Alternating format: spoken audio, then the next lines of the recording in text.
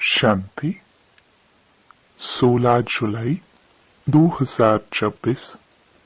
बाबा के महावाक्य। मीठे बच्चे, यह पुरुषोत्तम बनने का संगम युग है। इसमें कोई भी पाप कर्म नहीं करना है। प्रश्न।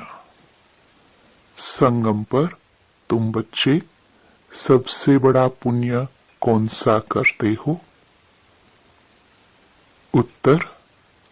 स्वयं को बाप के हवाले कर देना, अर्थात संपूर्ण स्वाहा हो जाना, यह है सबसे बड़ा पुण्य।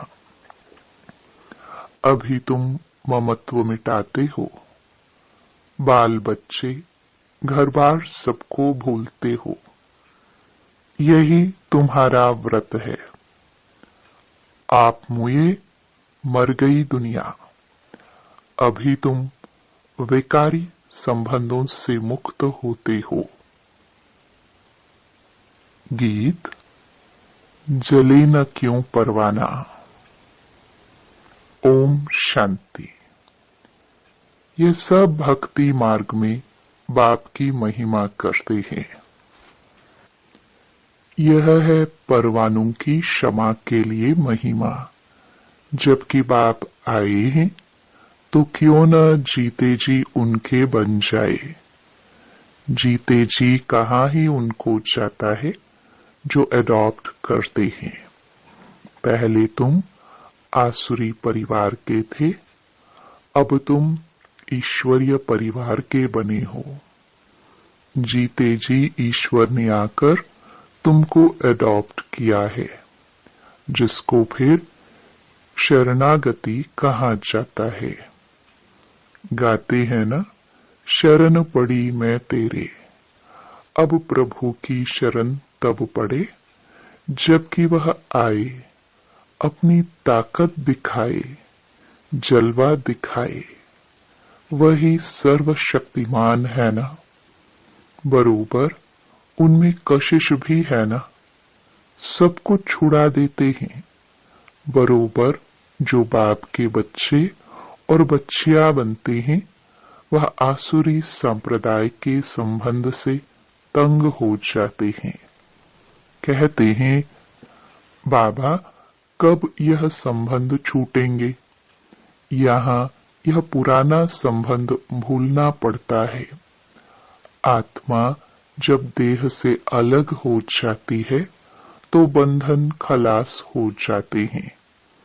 इस समय तुम जानते हो सबके लिए मौत है, और यह जो बंधन है ये सब हैं विकारी। अब बच्चे निर्विकारी संबंध चाहते हैं। निर्विकारी संबंध में थे, फिर विकारी संबंध में पड़े, फिर हमारा निर्विकारी संबंध होगा। यह बातें और किसकी बुद्धि में नहीं होती। बच्चे जानते हैं हम आसुरी बंधन से मुक्त होने का पुरुषार्थ कर रहे हैं।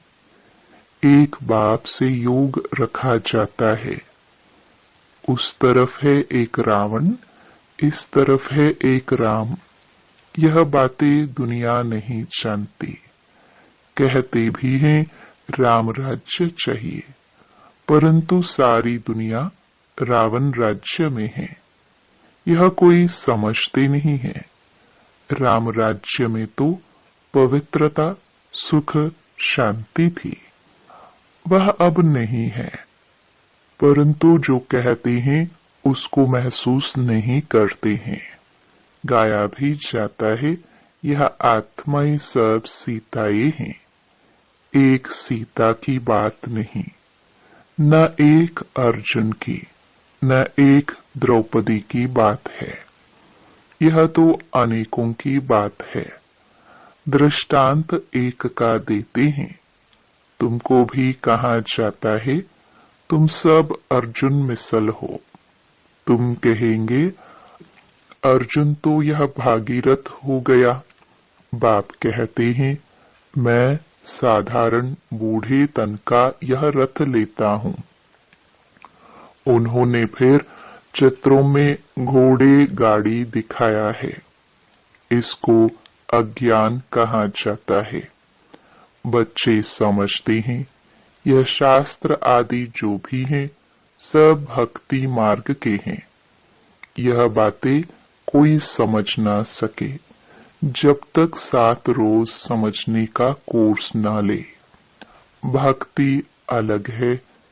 ज्ञान, भक्ति और वैराग्य कहते हैं।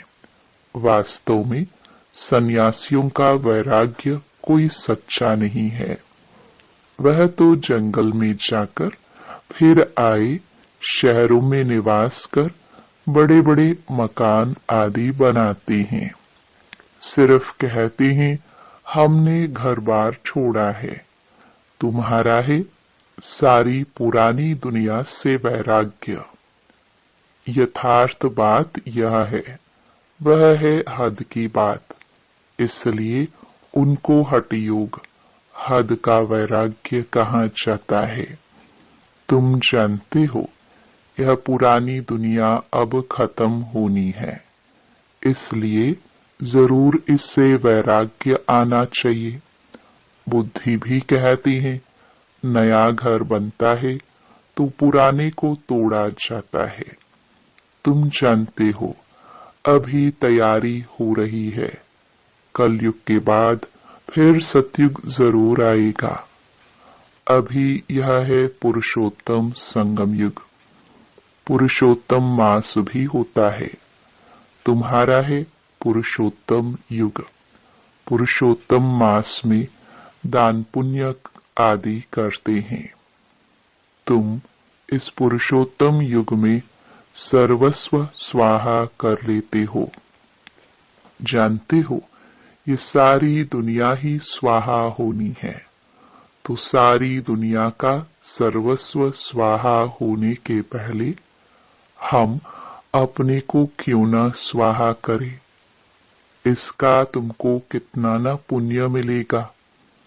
वह है हद का पुरुषोत्तम मास। यह तो बेहद की बात है। पुरुषोत्तम मास में बहुत कथाएं सुनते हैं, व्रत नियम रखते हैं। तुम्हारा तो बड़ा भारी व्रत है। तुम्हारे भल बाल बच्चे घर बार आदि सब हैं, परंतु दिल से ममत्व मिट गया है। आप मुए मर गई दुनिया।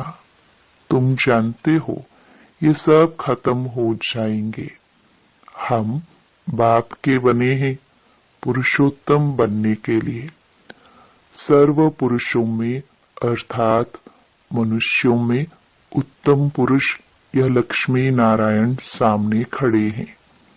इनसे उत्तम कोई भी मनुष्य हो नहीं सकता। लक्ष्मी नारायण विश्व के मालिक थे। तुम आए हो ऐसे पुरुषोत्तम बनने। सभी मनुष्य मात्र सद्गति को पाते हैं।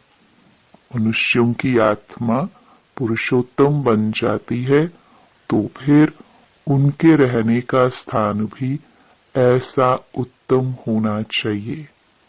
जैसे प्रेसिडेंट सबसे ऊंच पद पर है तो उनको रहने के लिए राष्ट्रपति भवन मिला है।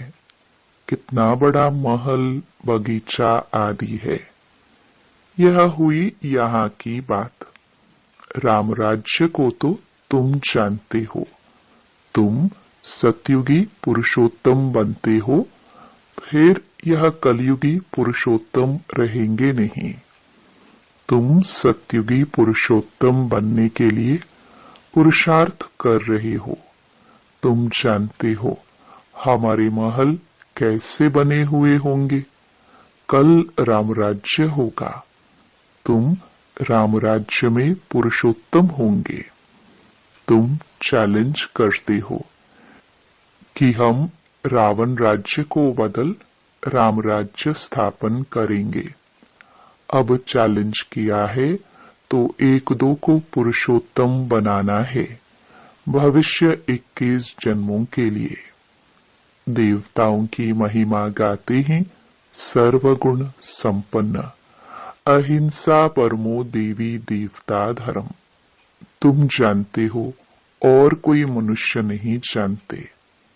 तुम दूसरे जन्म में पुरुषोत्तम बनेंगे, फिर इस रावण राज्य का कोई नहीं रहेगा। अभी तुमको सारा ज्ञान है, अब रावण राज्य ही खत्म होना है। आजकल तो समय का भी कोई भरोसा नहीं है। अकाले मृत्यु हो जाती है, अथवा किसकी दुश्मनी हुई तो उड़ा देते हैं। तुमको तो कोई उड़ा ना सके।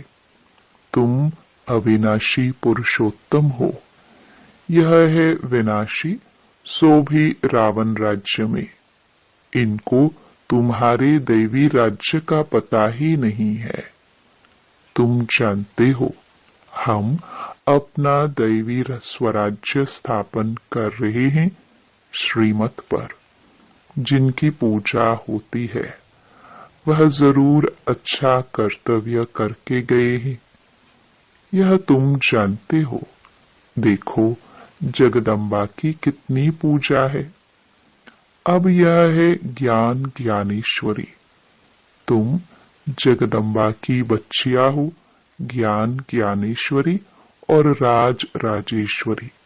दोनों में उत्तम कौन? ज्ञान ज्ञानेश्वरी के पास जाकर अनेक प्रकार की मनोकामनाएं सुनाते हैं, अनेक चीजें मांगते हैं। जगदम्बा के मंदिर और लक्ष्मी नारायण के मंदिर में बहुत फर्क है। जगदम्बा का मंदिर बहुत छोटा है। छोटी जगह में भीड़ मनुष्य पसंद करते हैं। श्रीनाथ के मंदिर में भी बहुत भीड़ होती है। कपड़े का सोटा लगाते रहते हैं हटाने के लिए। कलकत्ते में काली का मंदिर कितना छोटा है। अंदर बहुत तेल और पानी रहता है। अंदर बड़ी खबरदारी से जाना पड़ता है। बहुत भीड़ रहती है। लक्ष्मी नारायण का मंदिर तो बहुत बड़ा होता है। जगदम्बा का छोटा क्यों? गरीब है ना, तो मंदिर भी गरीबी का है। वह साहूकार है तो मंदिर में कब मेला नहीं लगता है। जगदम्बा के मंदिर पर बहुत मेले लगते हैं। बाहर से बहुत लोग आते हैं। महालक्ष्मी का मंदिर भी है, यह भी तुम जानते हो। इसमें लक्ष्मी भी है तो नारायण भी है। उनसे सिर्फ धन मांगते हैं, क्योंकि वह धनवान बनी है ना। यहाँ तो है अविनाशी ज्ञान रत्न। धन के लिए लक्ष्मी पास जाते हैं, बाकी अनेक आशाएं रख जगदम्बा के पास जाते हैं। तुम जगदम्बा के बच्चे हो। सबकी मनोकामनाएं 21 जन्मों के लिए तुम पूरी करते हो। एक ही महामंत्र से सब मनोकामनाएं 21 जन्मों के लिए पूरी हो रही है। दूसरे जो भी मंत्र आदि देते हैं उनमें अर्थ कुछ नहीं है। बाप समझाते हैं, यह मंत्र भी तुमको क्यों देता हूं? क्योंकि तुम पतित हो ना। मामेकम याद करेंगे तब ही पावन बनेंगे। यह सिवाय बाप के आत्माओं को कोई कह ना सके। इससे सिद्ध होता है यह सहज राजयोग एक ही बाप सिखलाते हैं। मंत्र भी वही देते हैं। 5000 वर्ष पहले भी मंत्र दिया था। यह स्मृति आई है।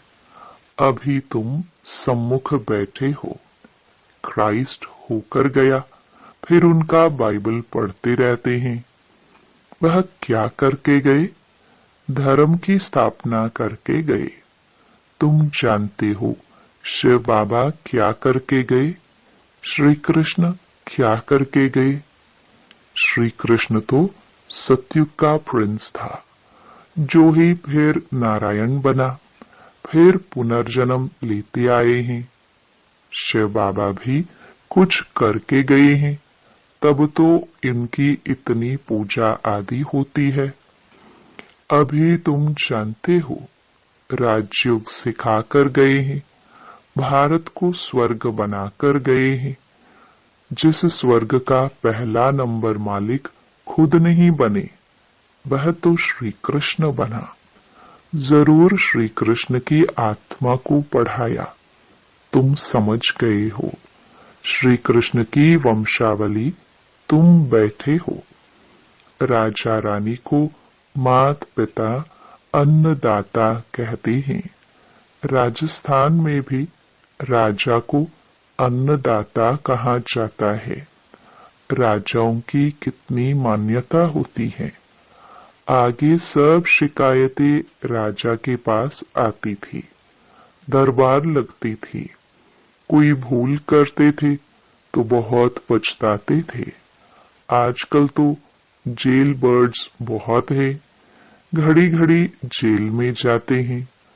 अभी तुम बच्चों को गर्भ जेल में नहीं जाना है, तुमको तो गर्भ महल में आना है। इसलिए बाप को याद करो तो वे कर्म विनाश होंगे। फिर कब गर्भ जेल में नहीं जाएंगे।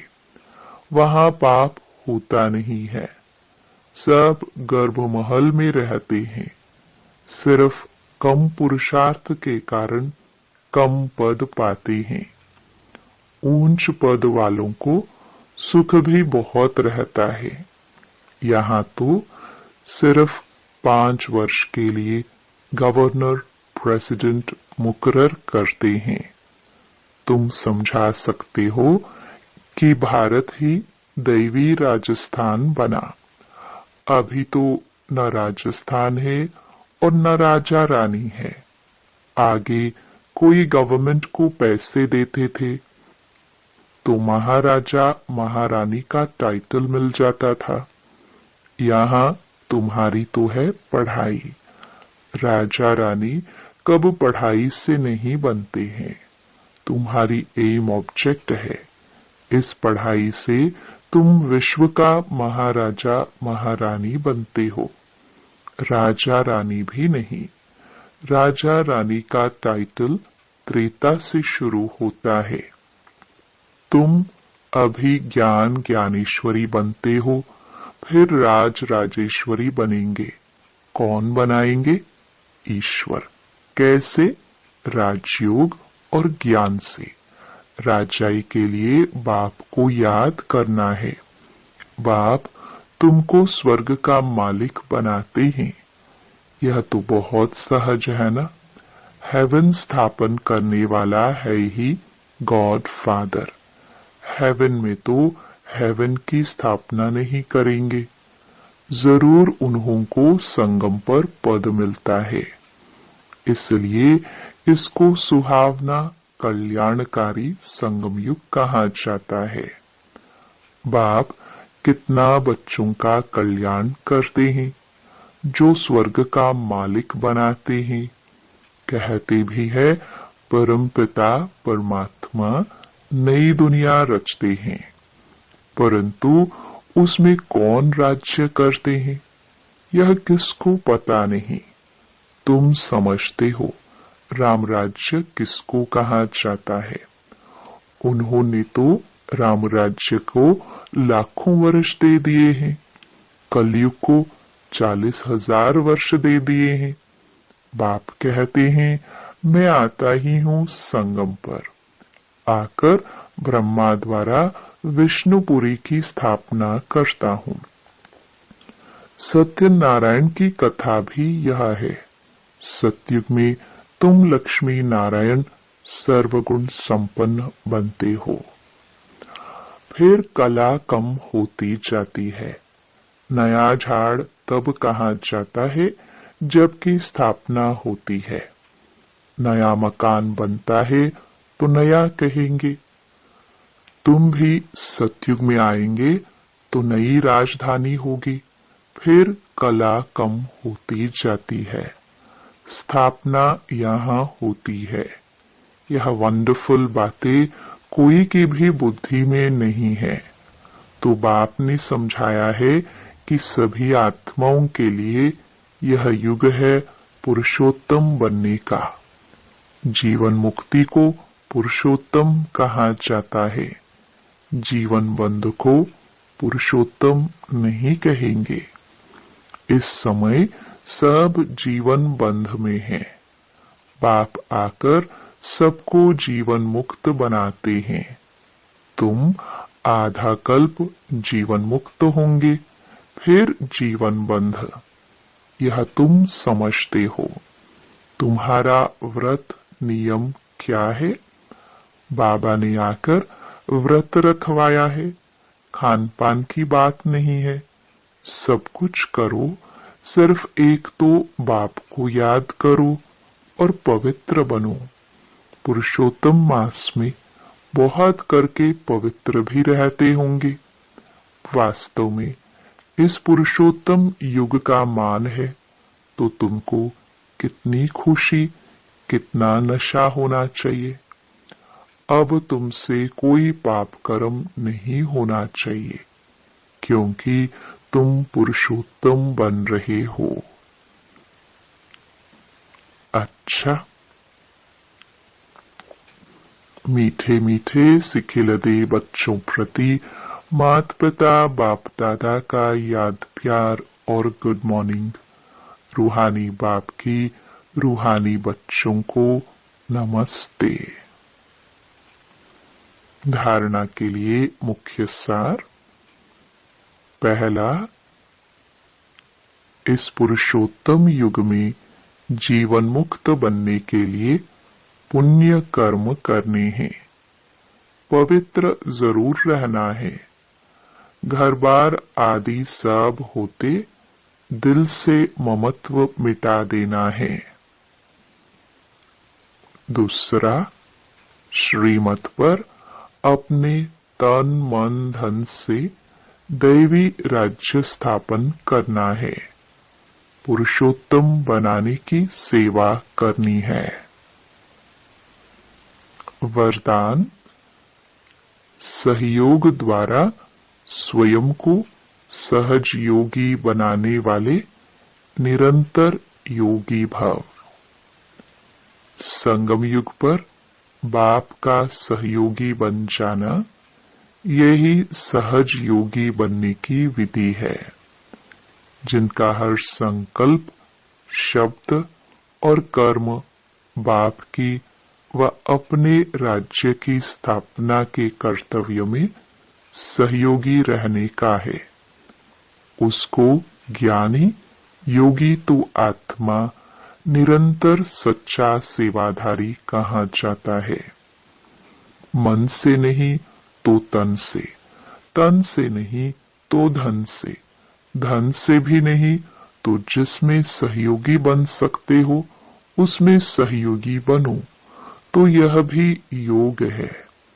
जब हो ही बाप के तो बाप और आप, तीसरा कोई ना हो।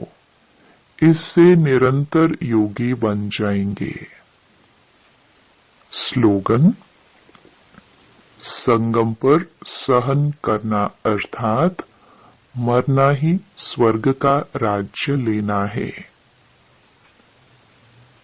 ये अव्यक्त इशारे ज्वाला स्वरूप स्थिति में रह शक्तिशाली याद का अनुभव करो।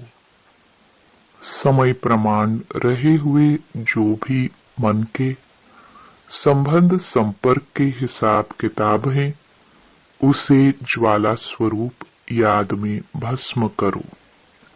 लगन है, इसमें बाप दादा भी पास करते हैं, लेकिन अभी लगन को अग्नि रूप में लाओ। विश्व में जो चारों ओर भ्रष्टाचार, अत्याचार की अग्नि जल रही है, वह आप बच्चों के योग अग्नि से, ज्वाला रूप याद से समाप्त हो जाएगी। ओम शांति।